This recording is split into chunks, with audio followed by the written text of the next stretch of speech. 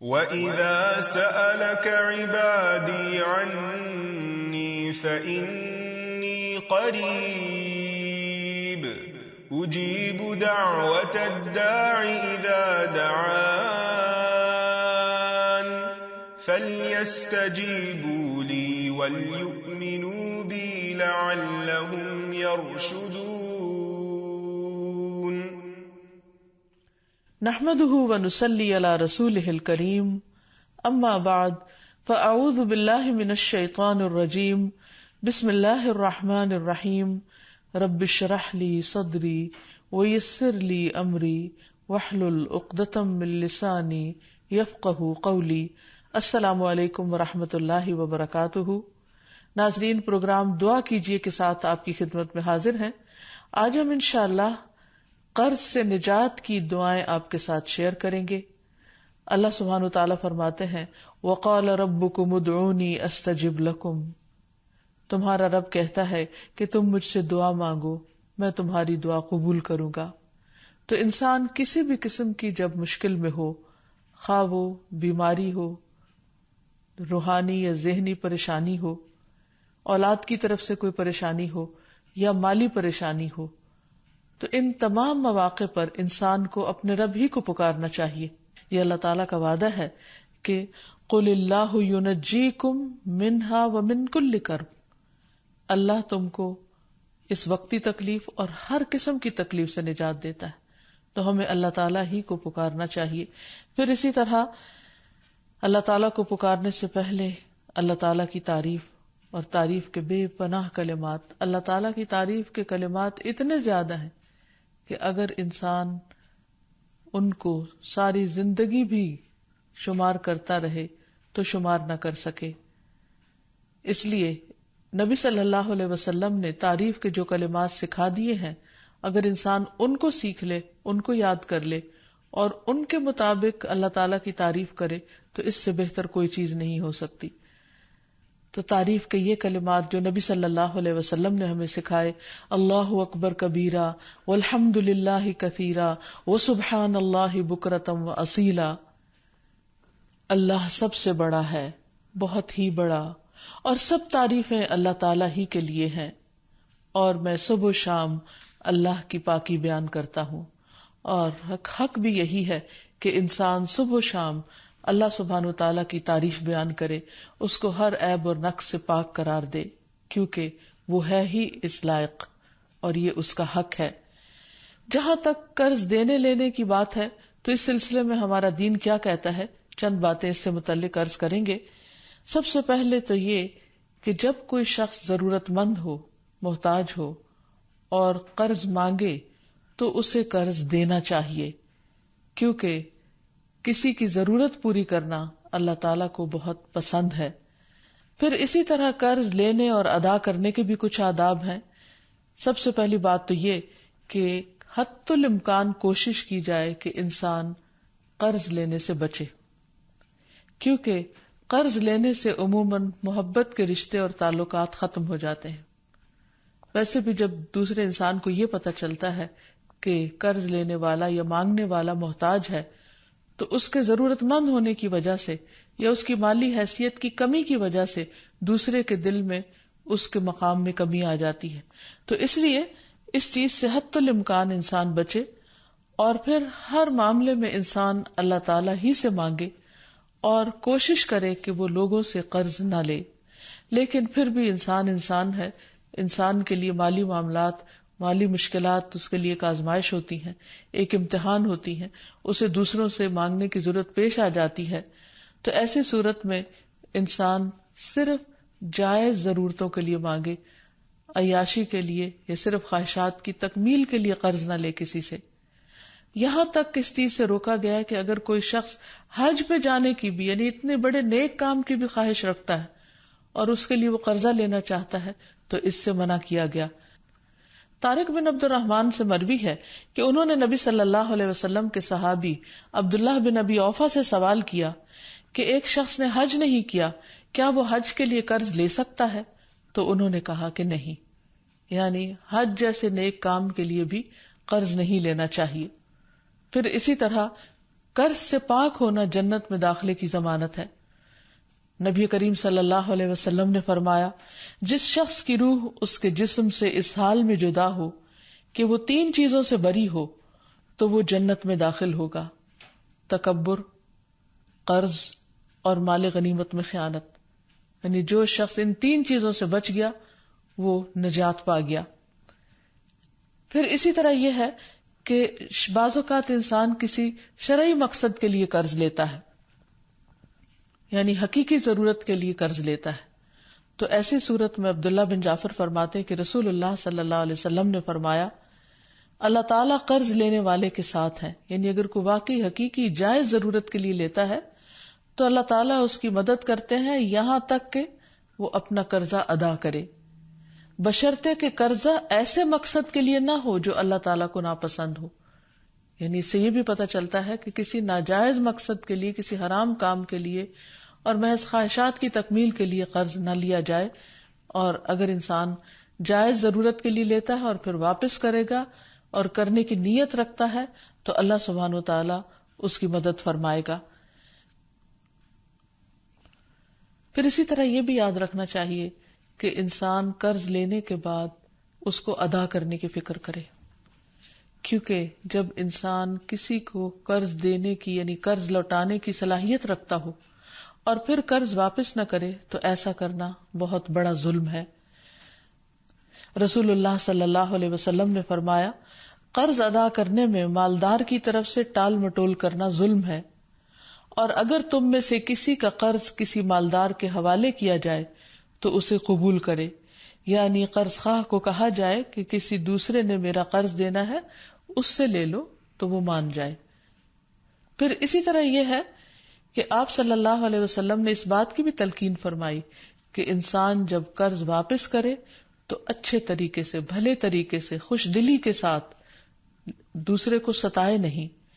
پھر اسی طرح یہ ہے کہ ہمیں یہ بھی تلقین کی گئی ہے کہ جس کا قرض ادا کرنا ہو، یعنی جس کا قرض لوٹانا ہو، اس کو ہدیہ قبول نہیں کرنا چاہیے۔ ابو بردہ کہتے ہیں کہ میں مدینہ حاضر ہوا تو میں نے عبداللہ بن سلام رضی اللہ عنہ سے ملاقات کی۔ انہوں نے کہا، آؤ تمہیں میں ستو اور کھجور کھلاؤں گا، اور تم ایک بازمت مکان میں داخل ہو گئے۔ کہ رسول اللہ صلی اللہ علیہ وسلم بھی چونکہ وہاں تشریف لے گئے تھے اس لیے انہوں نے اس کو بازمت کہا۔ پھر آپ نے فرمایا، تمہارا قیام ایک ایسے ملک میں ہے جہاں سودی معاملات بہت عام ہیں۔ اگر تمہارا کسی شخص پر کوئی حق ہو اور پھر وہ تمہیں ایک تنکے یا جو کے دانے برابر بھی یا ایک گھاس کے برابر بھی ہدیہ دے تو اسے قبول نہ کرنا، کیونکہ وہ بھی سود ہے۔ پھر اسی طرح ہمارے دین نے ہمیں یہ بھی سکھایا ہے کہ اگر کوئی شخص اپنا قرض نہ لوٹا سکتا ہو تو کوئی دوسرا شخص اس کی طرف سے ادا کر دے، یعنی انسان کسی اور کے قرض ادا کرنے کی ذمہ داری لے لے، کیونکہ رسول اللہ صلی اللہ علیہ وسلم نے فرمایا، میں ہر مومن کے لیے اس کی اپنی ذات سے بھی زیادہ اس کے قریب ہوں۔ جو شخص قرض یا چھوٹی اولاد چھوڑ کر جائے تو ان کی پرورش میرے ذمہ ہے، اور جو شخص مال چھوڑ کر جائے وہ اس کے وارثوں کا ہے۔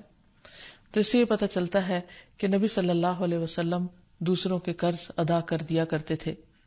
پھر اسی طرح زکوٰۃ سے بھی قرض کی ادائیگی کی جا سکتی ہے۔ قرآن مجید میں آتا ہے، انما الصدقات للفقراء والمساکین والعاملین علیہا والمؤلفۃ قلوبہم وفی الرقاب والغارمین وفی سبیل اللہ وابن السبیل فریضۃ من اللہ واللہ علیم حکیم۔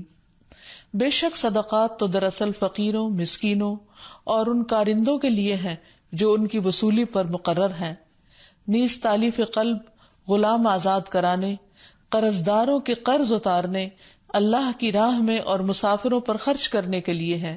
یہ اللہ کی طرف سے فریضہ ہے اور اللہ سب کچھ جاننے والا اور حکمت والا ہے۔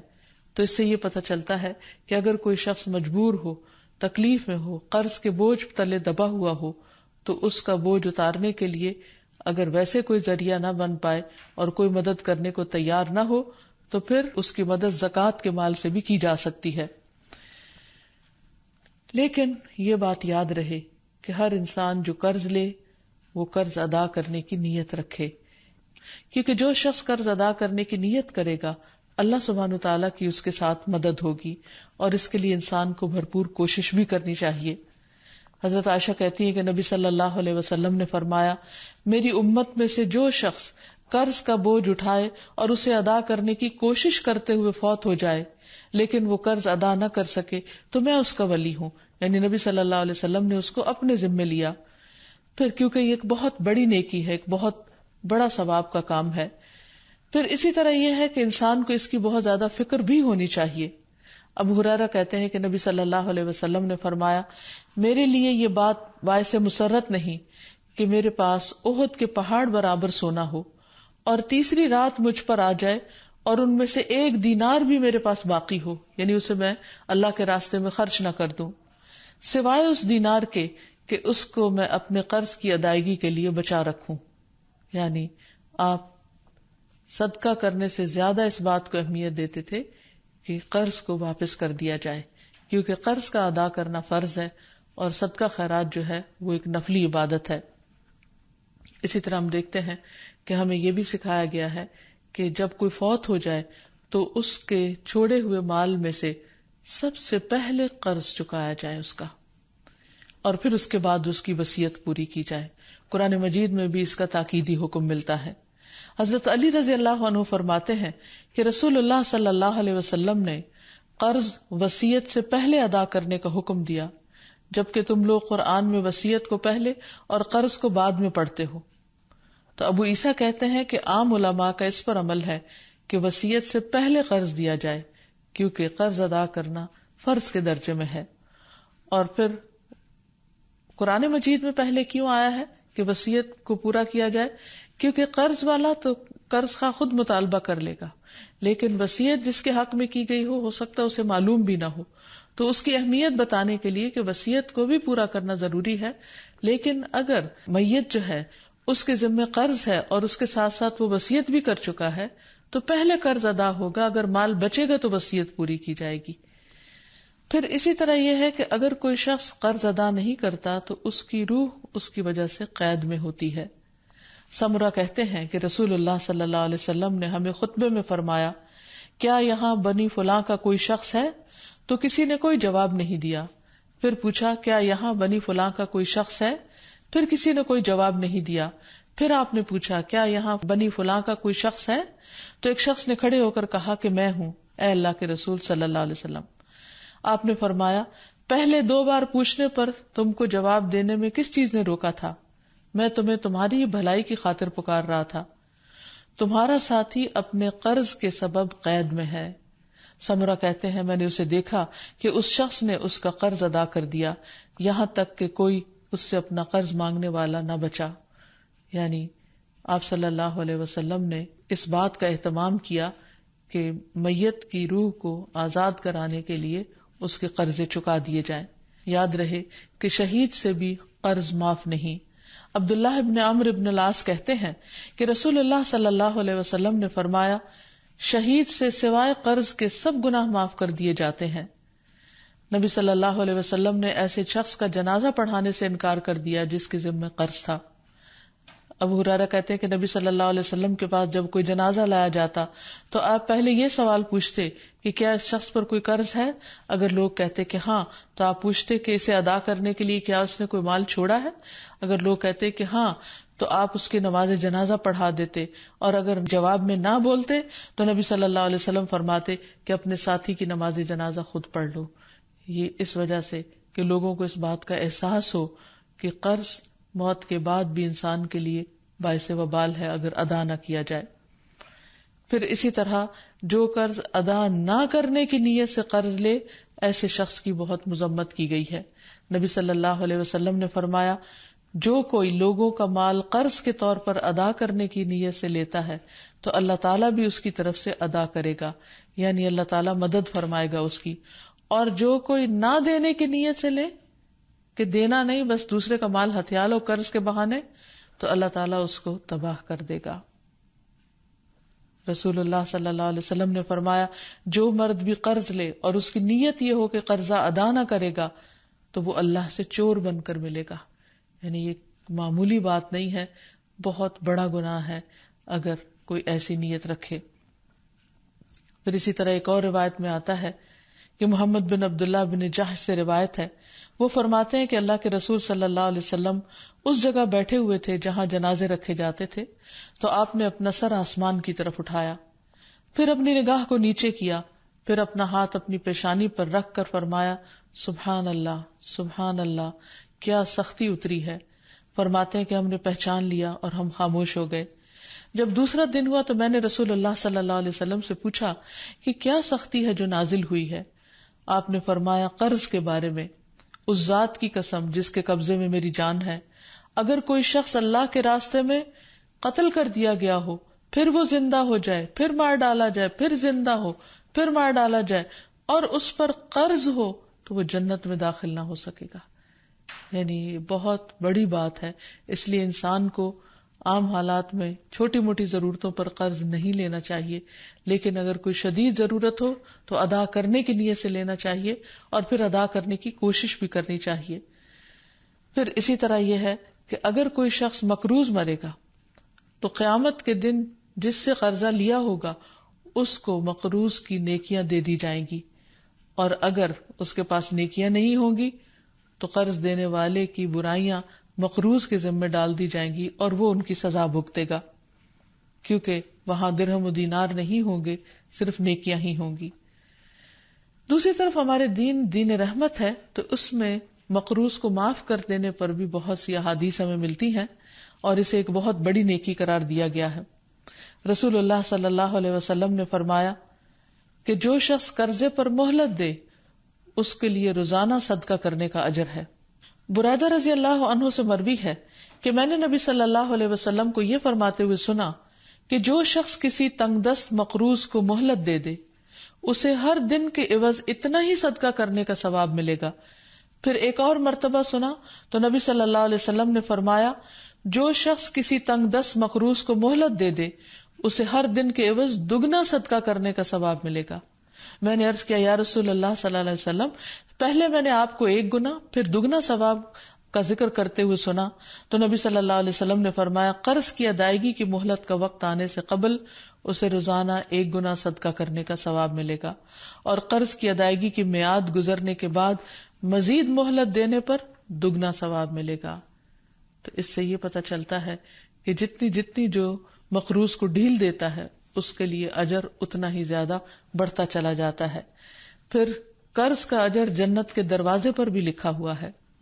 رسول اللہ صلی اللہ علیہ وسلم نے فرمایا ایک آدمی جنت میں داخل ہوا، وہ کیا دیکھتا ہے کہ اس کے ایک دروازے پر لکھا ہوا ہے کہ صدقہ کا ثواب 10 گنا اور قرضے کا ثواب 18 گنا ہے۔ یعنی اگر کوئی شخص کسی کو کچھ 1 روپیہ دیتا ہے تو اس کے بدلے میں اس کو 10 نیکیاں ملتی ہیں، لیکن اگر کوئی شخص قرض کے طور پر کسی کو دیتا ہے تو اس کے بدلے میں 18 نیکیاں اس کو ملتی ہیں۔ پھر اسی طرح نبی صلی اللہ علیہ وسلم نے فرمایا ایک شخص لوگوں کو قرض دیا کرتا تھا اور اپنے نوکروں سے اس نے یہ کہہ کر رکھا تھا کہ جب تم کسی کو مفلس پاؤ تو تم اسے معاف کر دیا کرو، ممکن ہے کہ اللہ تعالی ہمیں بھی معاف فرما دے۔ رسول اللہ صلی اللہ علیہ وسلم نے فرمایا کہ موت کے بعد جب وہ اللہ سے ملا تو اللہ تعالیٰ نے اس کو بخش دیا۔ تو گویا جو دنیا میں دوسروں کے گناہ معاف کر دیتا ہے، جو دنیا میں دوسروں کے قرض معاف کر دیتا ہے، قیامت کے دن اللہ تعالیٰ اس کو معاف کر دے گا۔ پھر اسی طرح قرض معاف کرنے والے قیامت کے دن عرش الہی کے سائے تلے ہوں گے۔ رسول اللہ صلی اللہ علیہ وسلم نے فرمایا جس نے تنگ دست کو مہلت دی یا اس کا قرض معاف کر دیا تو اللہ تعالیٰ قیامت کے دن اسے اپنے عرش کے سائے میں رکھے گا، جبکہ اس کے سائے کے سوا کوئی سایہ نہ ہوگا۔ ایسے شخص کو قیامت کے دن کی سختیوں سے بھی نجات ملے گی۔ پھر یہ بھی ہے کہ جو شخص کسی کو قرض معاف کر دیتا ہے اسے قیامت کے دن کی سختیوں سے نجات مل جاتی ہے۔ رسول اللہ صلی اللہ علیہ وسلم نے فرمایا جس کو یہ پسند ہو کہ اللہ تعالیٰ اسے قیامت کے دن کی سختیوں سے نجات دے دے تو اسے چاہیے کہ وہ مفلس کو مہلت دے یا اسے معاف کر دے۔ اور آخر میں دعائیں ادائیگی قرض کے لیے سب سے پہلی بات تو یہ کہ انسان اللہ تعالیٰ سے مدد مانگے، کیونکہ وہ بہترین مولا اور بہترین مددگار ہے، نعم المولا و نعم النصیر۔ اور پھر یہ ہے کہ اگر انسان فکر کرتا ہو اور ادائیگی کی کوشش کرتا ہو تو اس کے ساتھ ساتھ بھی دعا کرتا رہے تاکہ اللہ سبحانہ و تعالیٰ اس کا قرض ادا کروا دے. اس سلسلے میں حضرت علی رضی اللہ تعالیٰ عنہ کی ایک حدیث ہے کہ ایک غلام ان کے پاس حاضر ہوا جو زر کتابت ادا کرنے سے عاجز ہو گیا تھا، یعنی آزادی کی قیمت دینے سے عاجز ہو گیا تھا، اور عرض کیا کہ میری مدد فرمائیے. حضرت علی نے فرمایا کہ میں تمہیں ایسے کلمات سکھاتا ہوں جو رسول اللہ صلی اللہ علیہ وسلم نے مجھے سکھائے تھے. اگر تمہارے اوپر پہاڑ کے برابر بھی قرض ہوگا تو بھی اللہ تعالیٰ تیری طرف سے ادا کر دے گا. یوں کہا کرو اللہم اکفنی بحلالک عن حرامک واغننی بفضلک عمن سواک.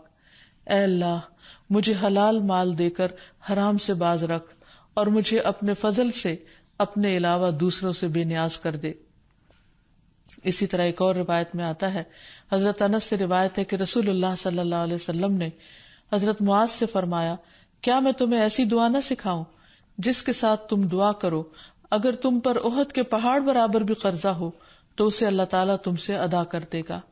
اے معاذ یہ پڑھا کرو اللہم مالک الملک تؤتی الملک من تشاء وتنزع الملک ممن تشاء وتعز من تشاء وتذل من تشاء بیدک الخیر انک علی کل شیء قدیر رحمن الدنیا والآخرہ ورحیمہما تعطیہما من تشاء وتمنع منہما من تشاء ارحمنی رحمتا تغنینی بہا عن رحمت من سواک. اے اللہ بادشاہت کے مالک، تو جسے چاہتا ہے بادشاہت دیتا ہے، جس سے چاہتا ہے ملک چھین لیتا ہے، جس کو تو چاہتا ہے عزت دیتا ہے، جس کو تو چاہتا ہے ذلیل کر دیتا ہے. تیرے ہی ہاتھ میں خیر و بھلائی ہے اور تو ہی ہر چیز پر قدرت رکھتا ہے. دنیا اور آخرت کا رحمان اور ان دونوں کا رحیم، تو جسے چاہتا ہے دنیا اور آخرت دیتا ہے اور ان کو جن سے چاہتا ہے روک دیتا ہے. مجھ پر ایسی رحمت فرما جو مجھ کو تیرے علاوہ کی رحمت سے بے نیاز کر دے. نبی صلی اللہ علیہ وسلم کی دعاؤں میں سے قرض سے پناہ مانگنے کی دعا بھی تھی. نماز کے بعد یہ پڑھتے تھے اللہم انی اعوذ بک من المأثم والمغرم. اے اللہ میں گناہ اور قرض سے تیری پناہ مانگتا ہوں. کسی نے عرض کیا یا رسول اللہ صلی اللہ علیہ وسلم آپ قرض سے اتنی پناہ مانگتے ہیں؟ آپ نے جواب دیا جب آدمی مقروض ہوتا ہے تو جھوٹ بولتا ہے اور وعدہ کرتا ہے تو خلاف ورزی کرتا ہے. پھر سونے سے پہلے کی دعائیں جو ہیں ان میں بھی قرض کی ادائیگی کی دعا ہے. پھر اسی طرح سفر میں بھی قرض سے پناہ کی دعا ہے کیونکہ مسافر کی دعا قبول ہوتی ہے. نبی صلی اللہ علیہ وسلم جب کہیں قیام فرماتے تو یہ دعا پڑھتے اللہم انی اعوذ بک من الہم والحزن والعجز والکسل والبخل والجبن ودلع الدین وغلبۃ الرجال. اے اللہ میں تیری پناہ مانگتا ہوں غم اور رنج سے، عاجزی سے، سستی سے، بخل سے اور بزدلی سے، اور قرض چڑھ جانے اور لوگوں کے غلبے سے. تو یہ ہیں وہ چند مسنون دعائیں جو نبی صلی اللہ علیہ وسلم نے سکھائیں. اگر انسان ان کو پڑھتا رہے تو قرض سے نجات حاصل ہو جائے گی. اللہ تعالی ہم سب کو ہر طرح کی پریشانیوں سے محفوظ رکھے. وآخر دعوانا ان الحمد للہ رب العالمین.